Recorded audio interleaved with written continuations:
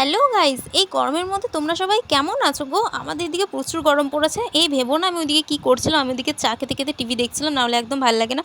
তারপর আমি যখন রুমে আসি তখন দেখছি ম্যাও বসে আছে। ম্যাও আমার ঘুম ভাঙানোর জন্য একদম এখানে ফার্স্ট মর্নিংয়ে উঠে একদম বসে থাকবে। তো আমি যেহেতু উঠে গেছি সেহেতু এ তো আর এখানে থাকবে না। ওই দেখো আমাকে দেখা মাত্রই ও চলে গেছে।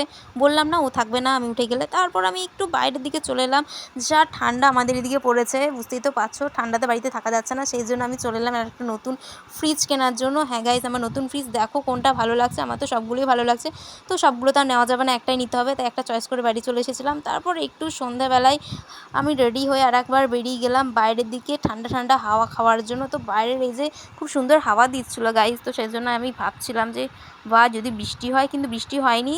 আর আমার ফ্রিজের দিকে মনটা পড়েছিল যে ফ্রিজ কখন আসবে। তো যাই হোক, আমি একটু শপিং মলে চলে গেছিলাম, কিছু কেনাকাটা করার ছিল। তো ওখান থেকে আমি কিছু জিনিসপত্র নিয়ে নিয়েছিলাম। কিছু জিনিস নিচ্ছি তো কী হচ্ছে, আমার মনটা তো সেই বললাম না গাইজ ফ্রিজের দিকেই পড়ে আছে।